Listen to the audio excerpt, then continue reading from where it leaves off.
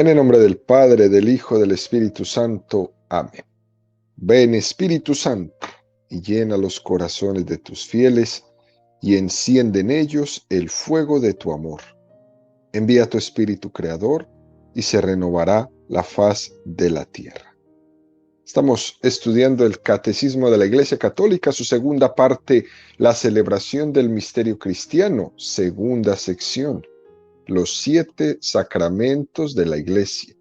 Capítulo primero, los sacramentos de iniciación cristiana. Artículo tercero, el sacramento de la Eucaristía. Estamos ahora en el cuarto apartado de este artículo, donde el Catecismo dedica 11 números al estudio del tema que tiene como título la celebración de la liturgia de la Eucaristía.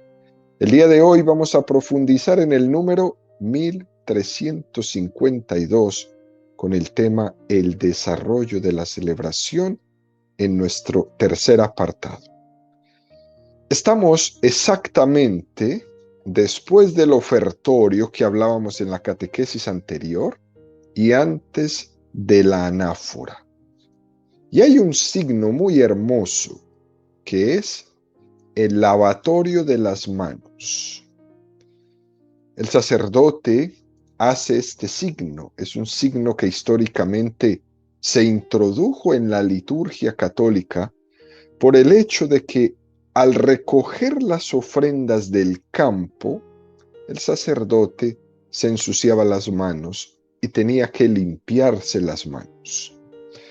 Pero el significado pasa a adquirir, no es el sentido de la limpieza de las manos, sino como signo de purificación interior. Ese es el paso grande que da.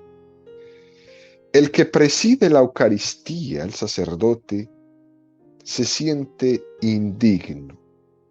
Sabe que el Señor le ha elegido para presidir esa celebración, que le ha consagrado para ser cabeza, hasta el punto de decir, este es mi cuerpo. Se identifica con Cristo, como si fuera Cristo mismo.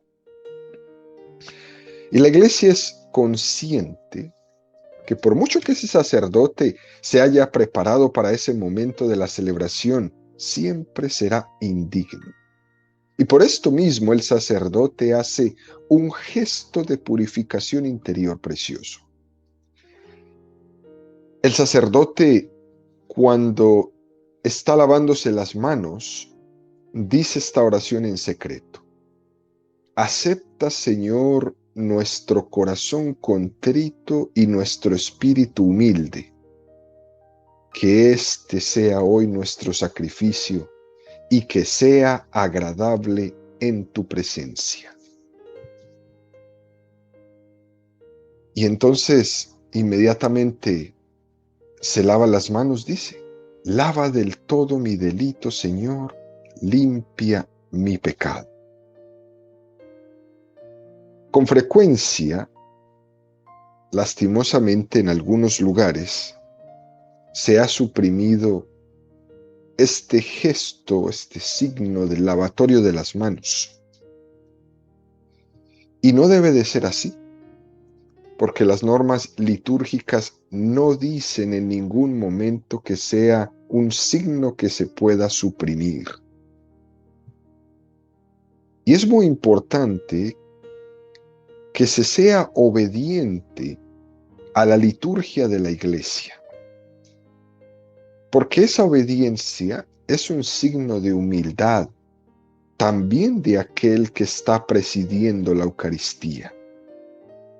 Porque nadie, absolutamente nadie, es dueño de la Eucaristía, tampoco dueño de la celebración eucarística. Nadie tiene en sus manos la autoridad para quitar y poner él solo a su gusto o desgusto. Cada aspecto de la liturgia guarda un tesoro. ¿Por qué? Porque está expresando, está protegiendo un aspecto muy importante de nuestra religiosidad católica.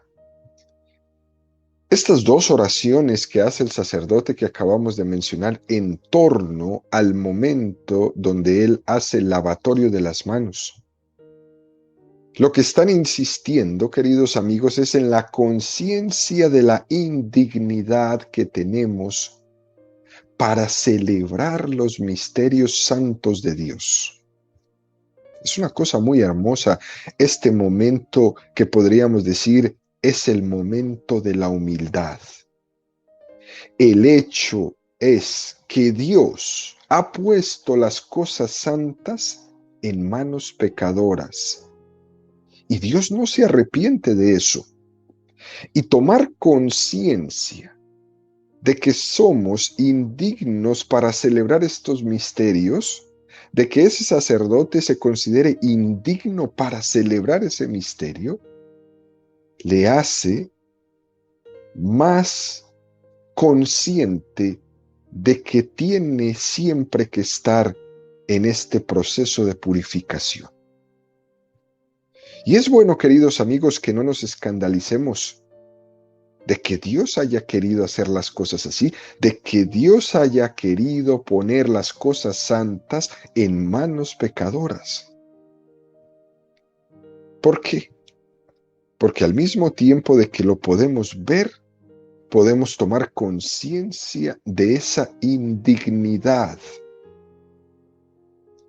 Para poder convertir esa indignidad en una súplica de purificación. Señor, yo no soy digno, pero aquí estoy.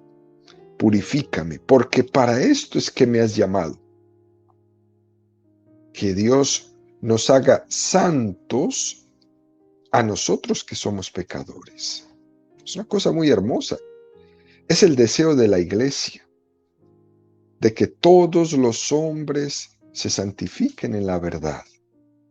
Y también para los sacerdotes, es el deseo de la iglesia que cada sacerdote sea santo.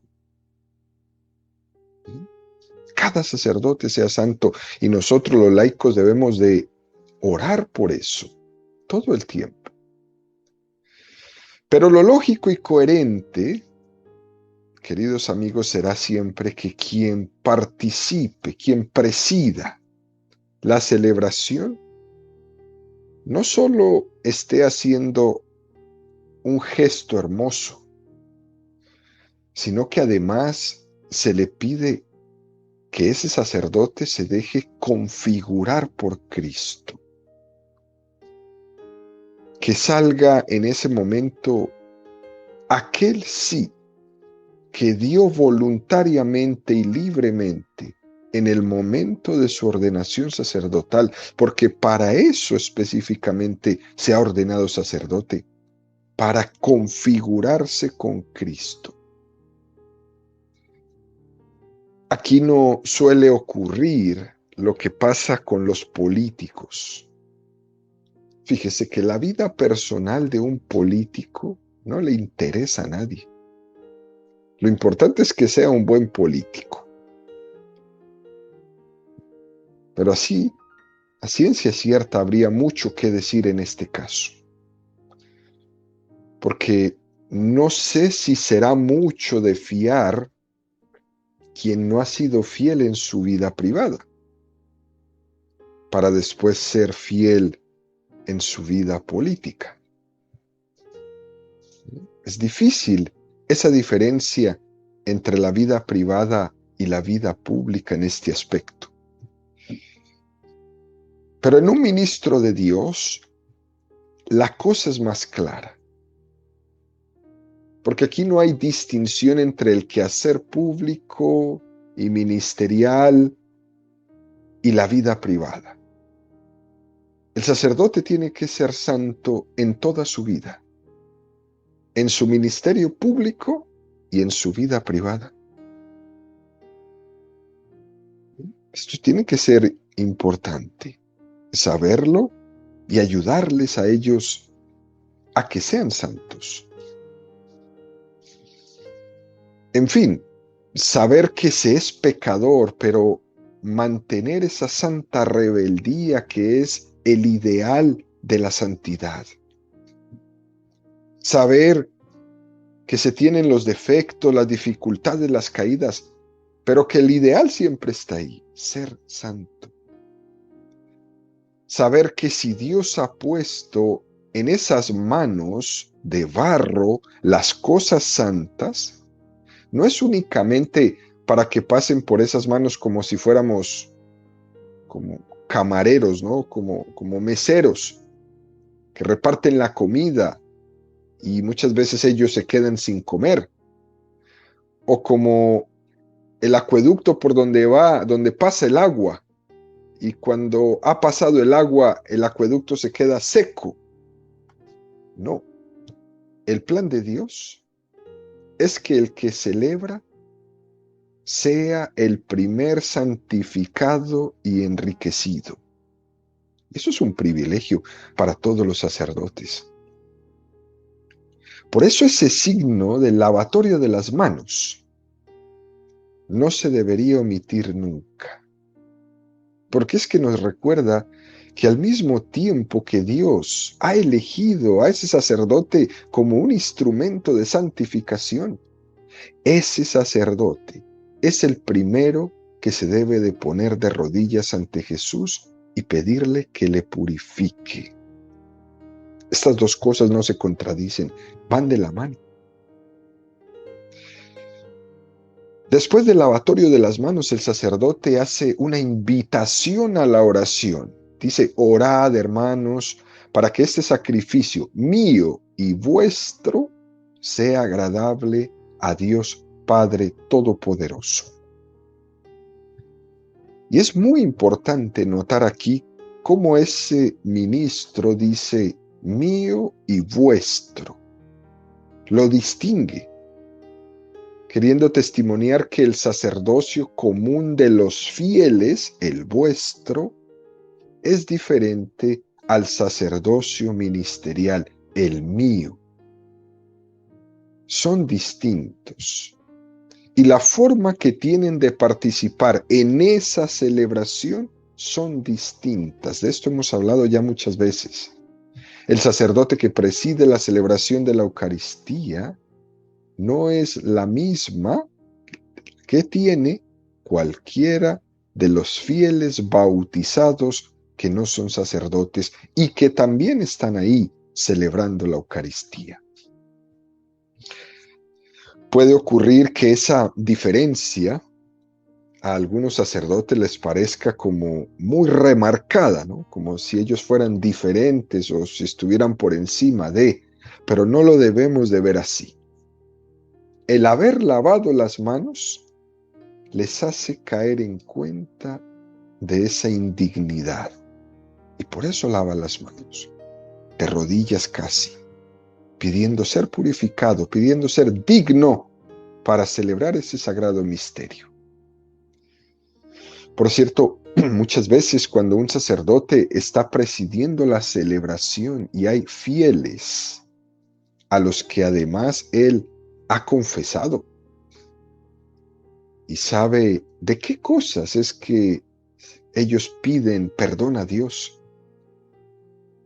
los sacerdotes saben que muchos de sus fieles son bastante más santos que ellos. Eso lo sabe el sacerdote. Y por eso le hace tener todavía más conciencia de indignidad ante el misterio que va a celebrar y lava sus manos. Es una conciencia de esta indignidad, pero que Dios me hace digno de celebrar.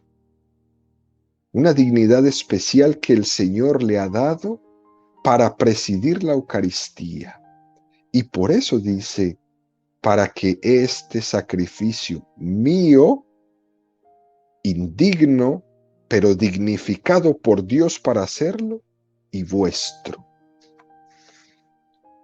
Por eso pedimos al sacerdote también que ofrezca la Santa Misa por nuestras intenciones. Claro está que nosotros, los fieles bautizados, que no somos sacerdotes, estamos y tenemos también la oportunidad de ofrecer la Eucaristía por una intención o por otra. Pero la forma que tiene el que preside la Eucaristía de ofrecer el sacrificio es esencialmente distinta. Porque al presidir la celebración tiene el grado máximo de identificación con Cristo.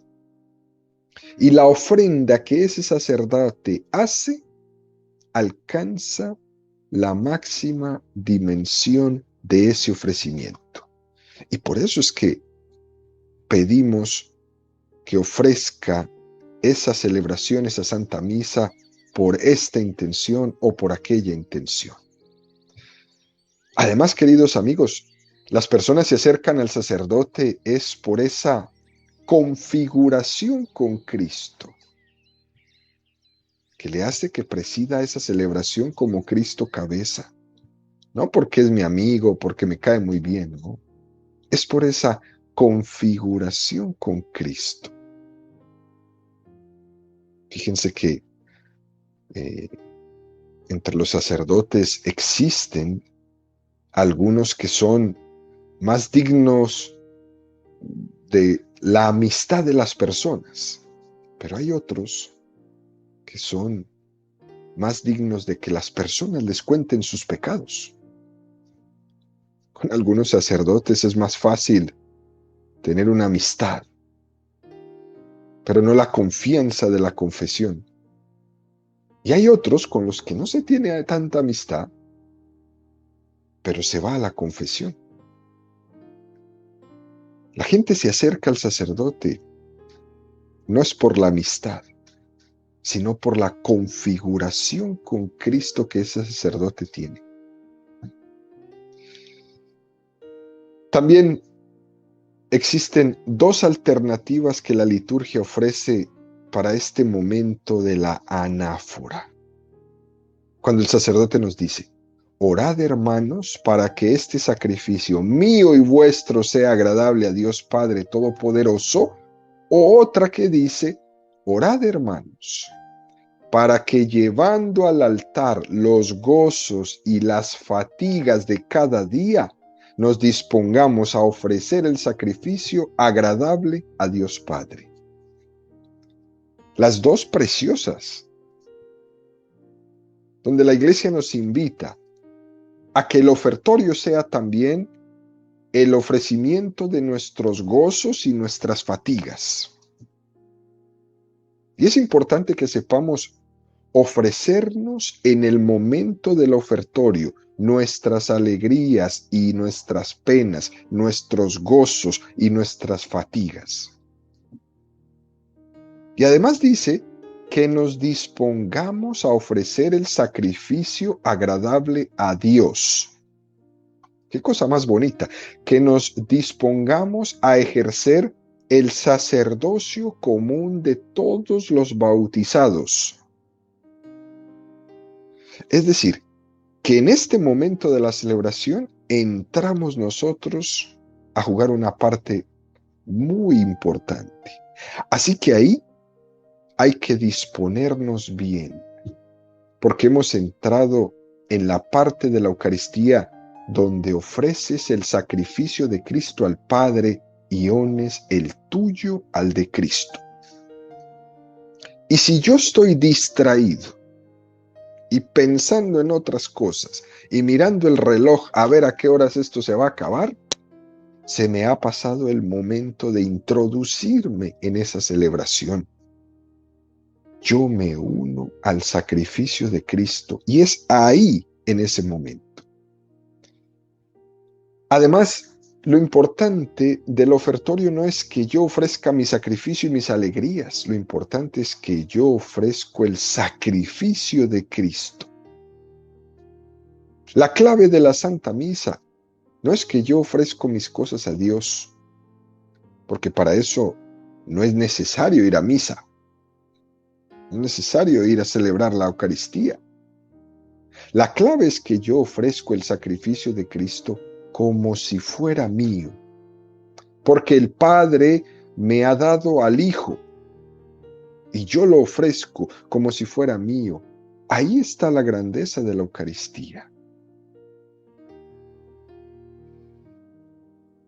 Después de hacer esta invitación a la oración que nos hizo el sacerdote, el pueblo se pone de pie para escuchar la oración de las ofrendas. Fíjense, queridos amigos, hay 3 oraciones en la Eucaristía. La primera es esta, la oración colecta.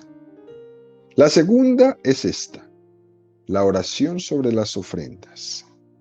Y la tercera es esta, la oración de acción de gracias después de la comunión. Esas son las 3 oraciones que se hacen en la celebración de la Eucaristía. En la Santa Misa, estas 3 oraciones se escuchan de pie. ¿Por qué? Porque nadie suplica una cosa sentado. Las cosas se suplican de pie. Y entonces, hecha esta oración, entramos en la anáfora. Número 1352 del Catecismo.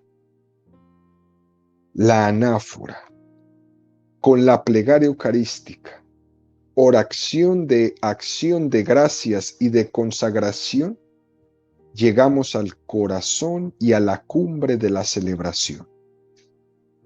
En el prefacio, la Iglesia da gracias al Padre por Cristo en el Espíritu Santo, por todas sus obras, por la creación, la redención y la santificación. Toda la asamblea se une entonces a la alabanza incesante que la Iglesia celestial, los ángeles y todos los santos cantan al Dios 3 veces santo. Es un número muy hermoso que nos presenta el Catecismo. Nos está diciendo que es con la anáfora o la plegaria eucarística que comienza la segunda parte de la Eucaristía. Hasta este momento fuimos muy cercanos y amigos de los protestantes. A partir de este momento somos solo católicos. Ya el protestante aquí se sale, porque ya pasó el momento de la palabra. Ya pasó el momento del ofertorio que ellos también hacen. Pero ahora sigue el que Dios venga del cielo a la tierra. Y empieza con esa gran oración dirigida a Dios Padre. La anáfora tiene como primera parte el prefacio. Y empieza diciendo, el Señor esté con vosotros. Y nosotros respondemos, y con tu espíritu. Levantemos el corazón, lo tenemos levantado hacia el Señor. Demos gracias al Señor Dios nuestro. Es justo y necesario. Es un diálogo muy hermoso donde se nos está elevando el tono interior para comenzar la plegaria eucarística. Está como el sacerdote haciéndonos caer en cuenta de que ahí no estamos como espectadores que están viendo un partido de fútbol. Les está diciendo que el Señor está ahí, y que tenemos que levantar el corazón, y que además lo vamos a levantar ¿para qué? Para dar gracias al Señor nuestro Dios. Es decir, que nos está diciendo que todos los que estamos participando en esa celebración somos cooferentes, que estamos ofreciendo junto con ese sacerdote el sacrificio de Cristo al Padre. Este diálogo donde comienza es como un tantear para ver si las personas que están presentes sí están atentas o todavía están distraídas ahí con la colecta. Y si están dispuestos a celebrar la Eucaristía o si solamente están ahí oyendo misa. Esto es como cuando un organista, antes de empezar un concierto de piano, Va tocando todas las teclas, toda la escala de las notas para ver si ese órgano está afinado y después se sienta y se dispone a empezar el concierto.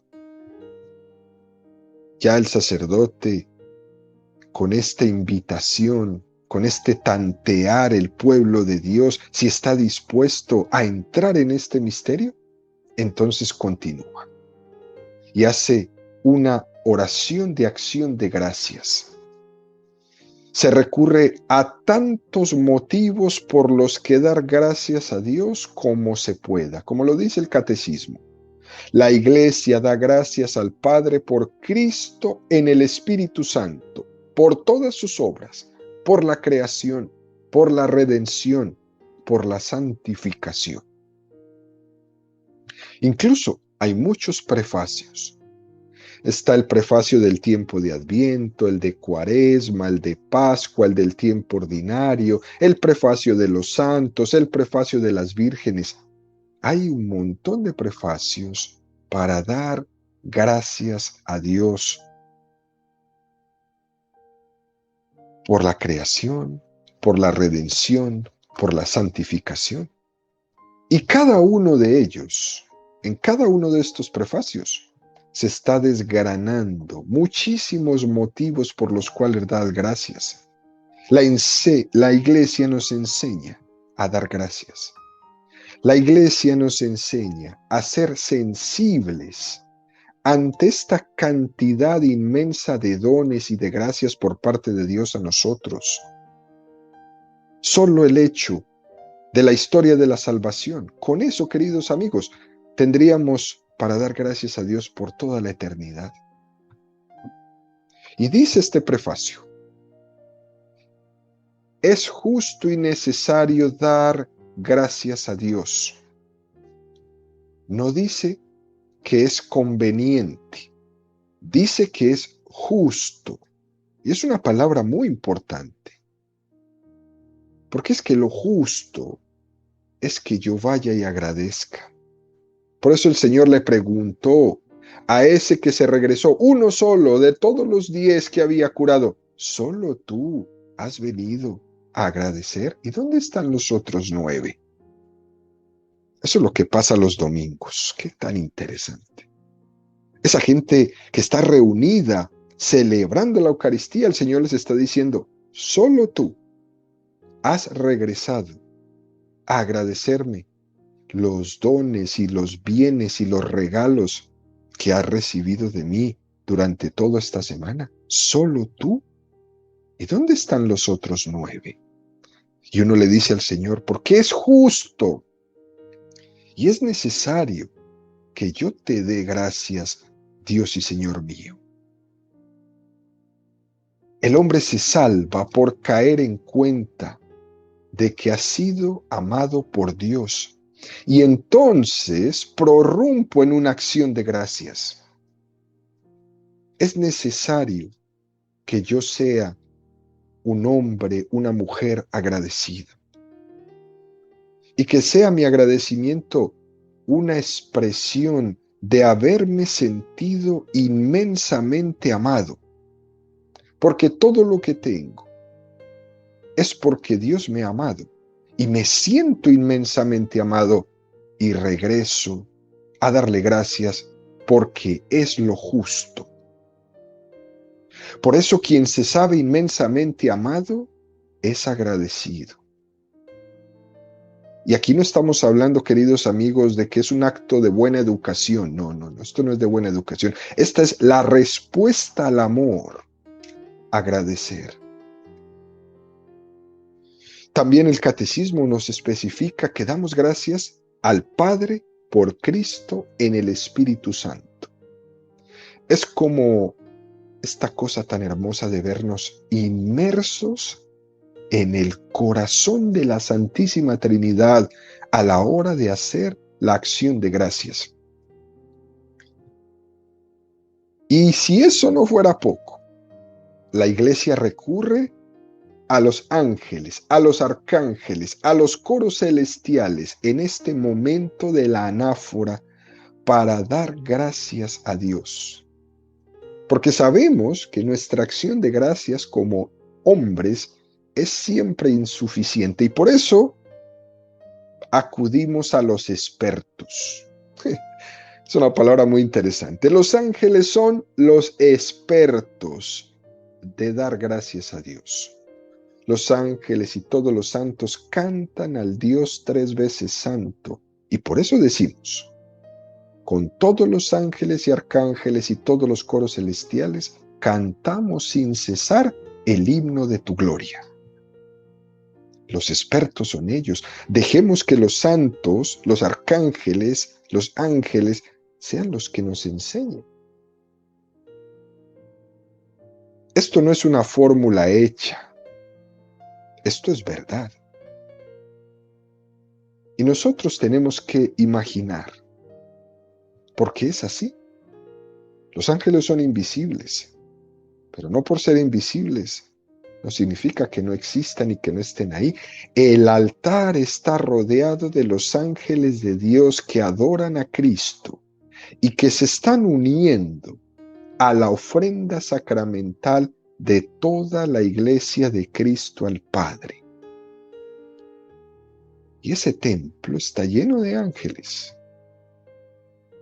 Y eso no es un recurso estético, esto de recurrir a los ángeles, como si estuviéramos adornando con angelitos el altar de la Eucaristía, no.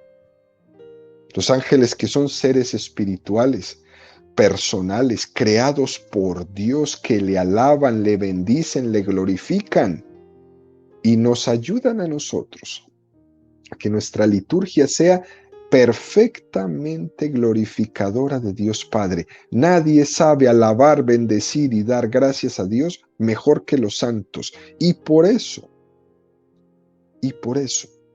nosotros les invitamos con nuestra oración a hacerse presente en ese altar.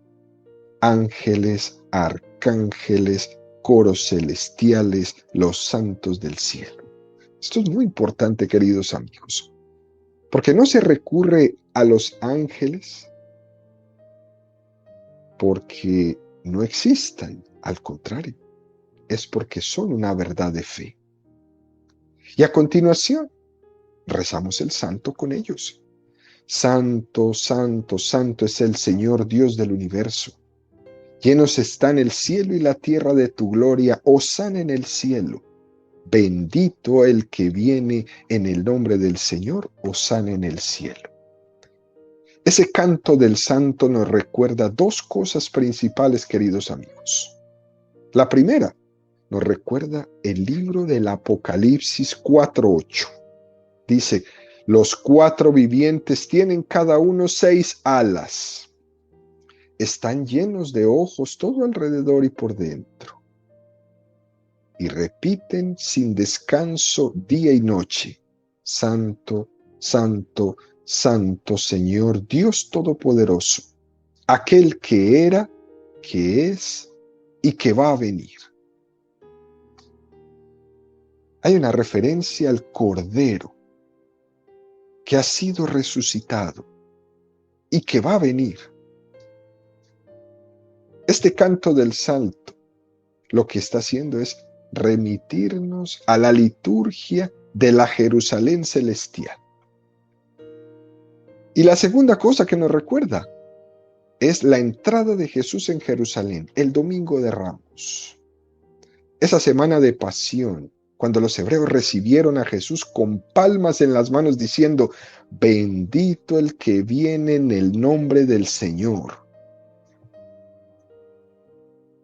Con esto el canto del santo nos recuerda que la celebración de la Santa Misa, que se está introduciendo en esa liturgia eucarística, tiene estas dos preciosas dimensiones. Hacer memoria de la pasión de Cristo en su entrada en Jerusalén, pero haciéndola glorificando desde el cielo. Es la pasión de Cristo, pero desde el cielo, desde la situación glorificada en la que Cristo está ahora. Es una cosa preciosa, queridos amigos. Esos niños que aclamaban diciendo, Santo, Santo, Santo, bendito el que viene en el nombre del Señor. Es un himno de gozo, pero que nos invita a vivirlo en un tono de misterio y de humildad, sabiendo que lo que se va a revivir ahí sacramentalmente es la entrega de Cristo. Y por eso, consciente el sacerdote de su indignidad, se lava las manos para reconocer que Dios ya le hace digno para celebrar su misterio. Invita a los coros celestiales, a los ángeles, a los arcángeles, nos invita a nosotros para que juntos entremos al momento culmen de nuestra celebración eucarística.